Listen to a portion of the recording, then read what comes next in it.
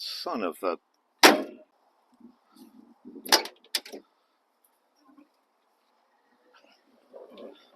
Well, we've all done it, haven't we?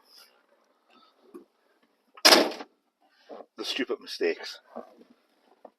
Now, I know that was very lame, and yes, I fully admit it was staged for the camera.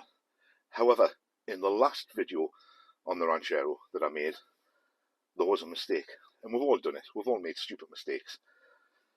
Research is what's needed, first of all.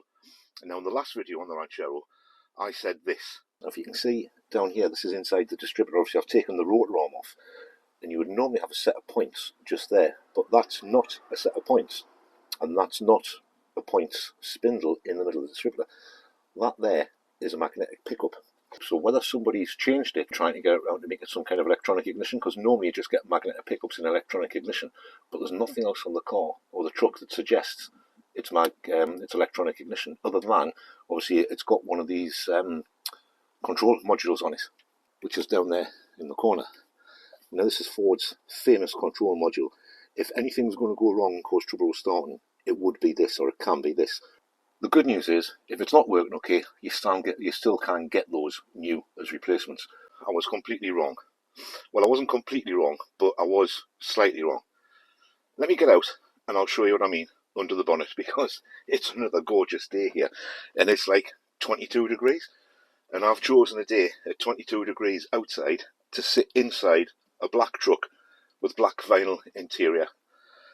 It's like a sauna in here. Absolutely fantastic. Now, to be honest, I'm really surprised in this day and age that a few of those keyboard warriors haven't picked up on the mistakes that I made. And it's all to do with the ignition. When I took that distributor cap off down there, the original one, not the new one, and inside was that reluctor, like a wheel, like teeth on it or cogs on it. I said it looked as though somebody had been trying to turn this into an electronic ignition rather than a points ignition. And of course that was totally wrong and nobody picked up on it. What it actually was is something known as the Ford Duraspark ignition.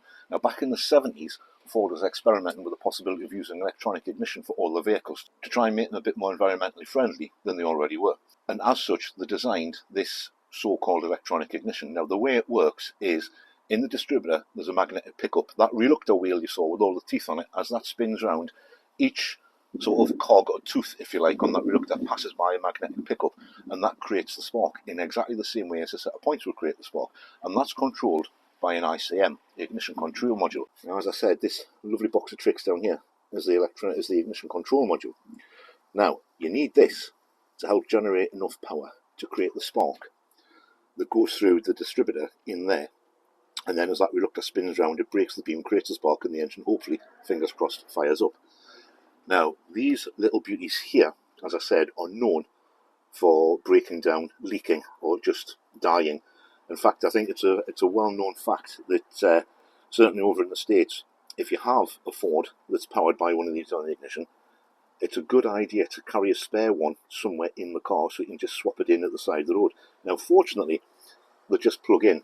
There's a couple of big plugs here that they plug in with, and then of course the cables come across here and the plug in here. So it's not a case of somebody trying to turn this into an electronic ignition powered vehicle. It already was an electronic ignition controlled vehicle, and that was direct from Ford, from the Ford factory. And yes, I know, I'd also noticed in the last video that I did that this wire down here, if I can find it, that orange wire there, is looking particularly crispy. Hopefully you can see that. In fact, they're all looking a bit crispy. Now, I'm not quite sure what's caused those wires to be a little bit on the crispy side. They look like a set of noodles, to be honest.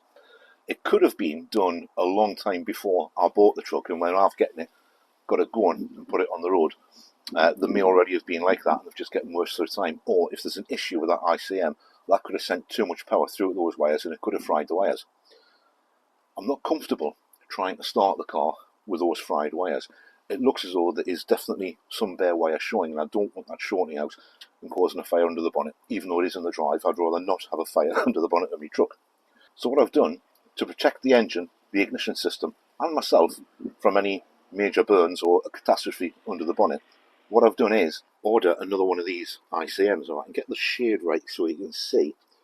If we home in a little bit, just on the edge of that, you can see that flash of, is it green, turquoise? Now, there's three different types of this box available. There's one that comes with a red plug. That little green stripe you can see there, that's actually a plug that goes underneath this metal base plate, and that's where all these wires connect. Well, it's how all these wires connect into this control unit. Now, there's three of these available. There's one where that plug will be red, and that's for California only vehicles, and the one with the red plug is currently unavailable. So thankfully, this isn't or wasn't a California truck. It's from somewhere else in America. There's two others. There's this green one and there's a blue one. So there's one with the blue plug, one with the green plug, and one with the red plug. Don't need the red one, don't need the blue one, need the green one obviously. So thankfully, Rock Auto have had these in stock. I've ordered one of those. What I've also ordered is a new pickup module that goes in there inside the distributor. Now, I don't know how that's going to go in there. I think I've got to dismantle the distributor. Most people from what I've seen on YouTube and online elsewhere have taken the distributor out to do it. I'm not going to do that. I'm going to leave the distributor in the car while I take it apart, in the interesting way of losing all the springs and seeing what major aggravation that can cause. I'm going to do it that way. But I've ordered a new control unit, I think it is. I think it's a coil pickup, a magnetic coil pickup, something like that. I can't exactly remember what the right name was, but I'll show you when it gets here. But I've ordered one of those for that. I've also managed to find, in the same place in Rock Auto as well, I've also managed to find a new one of these. Hopefully if I can get close enough you can see how bad those wires are. Now, like I say, I'm not happy trying to start the truck with those wires in that kind of condition. So I've ordered those, and I'm just waiting for that bit to get here, the bit that goes inside the distributor to get here, and that control module to get here as well.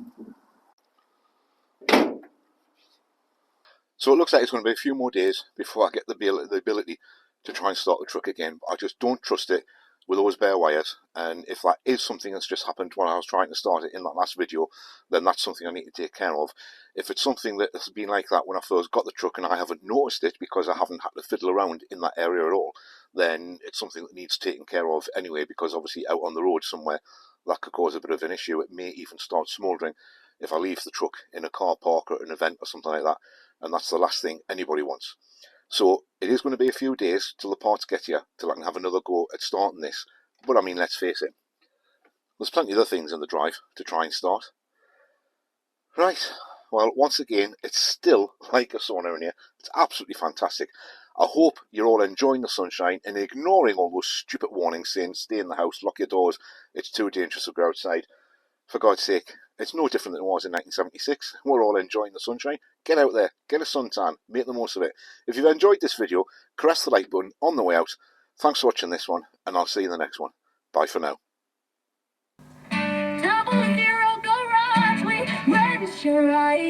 Talk it down right into the night. Like, subscribe, come back again for Bills, Burns, and Gearhead.